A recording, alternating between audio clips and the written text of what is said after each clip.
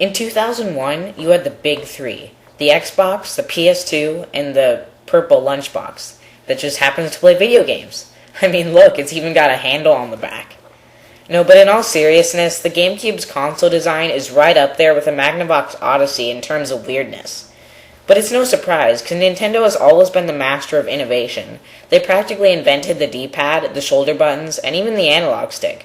But the GameCube for me was always the odd one out, because it didn't really bring anything new or exciting to the table.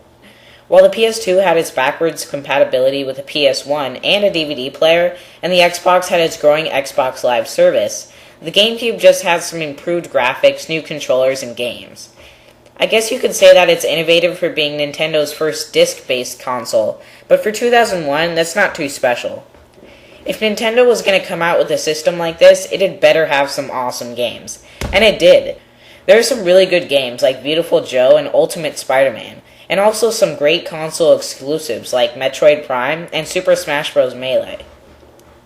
Now, looking at the console itself, the first thing you'll notice is the cube shape, and while it looks really strange compared to other systems, I like it. It doesn't boast its size or stature, it's just that humble little cube that doesn't really try to make its presence known. Another thing that I like about it is the way it loads discs. Instead of a tray popping out like on the other systems, you had a button you push that opened up the top of the system where you could then click the disc into place. After you close the lid and hit the power button, you're ready to play. And just with the startup animation, there's a bunch of stuff you can do.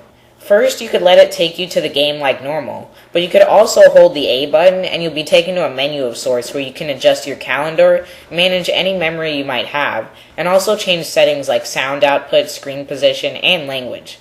And lastly, you can start up your game from here too. So that's two things you can do with a startup animation. Another thing you can do is if you hold the Z button while it's starting up, you get these random noises and then a child's laughter.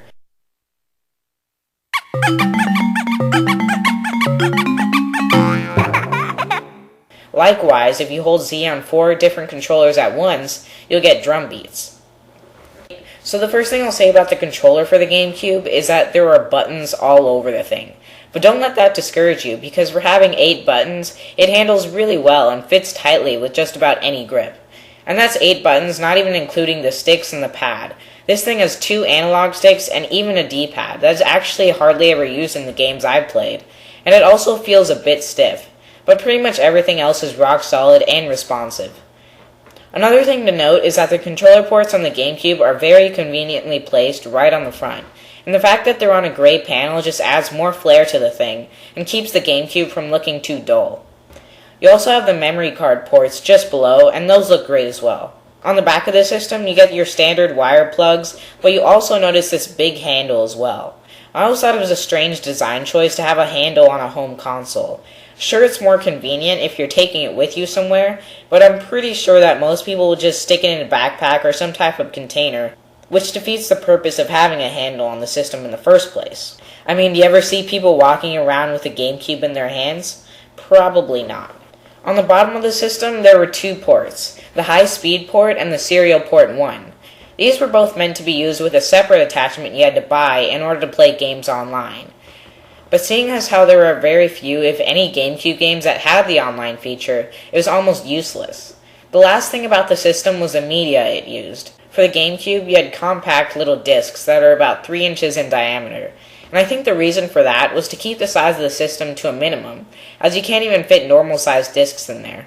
It's pretty cool to have such small little discs that could pack such a punch, and if you ever see one, you automatically know it's a GameCube game.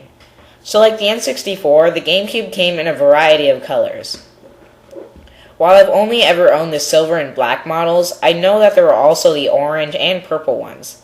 And thanks to the console's bold shape, it looks pretty cool. But like any system, it did have problems. The first problem is one that I've experienced firsthand on 2 occasions. Inside the GameCube, there's a laser that read your discs, but even the slightest nudge, tap, or touch can move it out of place, and some of your games wouldn't be able to be read. It's quite annoying and a bad design choice on Nintendo's part. You also had a slew of other problems like a dysfunctional AC adapter and a number of error messages. In fact, I was curious, so I looked up just how many problems people have had, and what I found was this long list of problems. Wow. So yeah, you definitely had those problems. But the biggest problem with the GameCube was this. What was its target audience? I know the NES was made for younger kids, while the SNES and the N64 were more for a slightly older audience. But this, I really don't know. It's a cube. Was it a cube for kids, teenagers, adults? No one really knew, and that's part of the reason its sales were average. I wouldn't call it a failure, but it probably lost the console war in the early 2000s, and overall, it just didn't appeal to a lot of people. It didn't attract a lot of third-party developers, and the games that should have been exclusives like Beautiful Joe and Killer 7 were not, simply because the PS2 and the Xbox sold so well.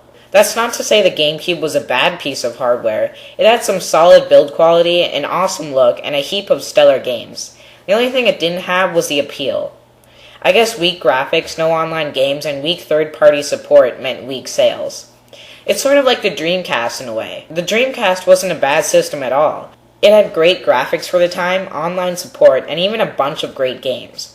But due to the failures of the 32X and the Sega Saturn, the company's reputation was bad, and not many people wanted another Sega console. But I'm getting off track. Both the GameCube and the Dreamcast were great systems, but neither sold well, although the GameCube definitely did better.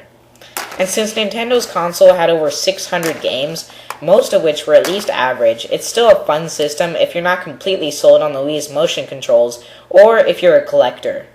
And if you just picked any GameCube game at random, there's a good chance it'll be a good one. So that's the review. I hope you enjoyed, and if you'll excuse me, I've got some gaming to do.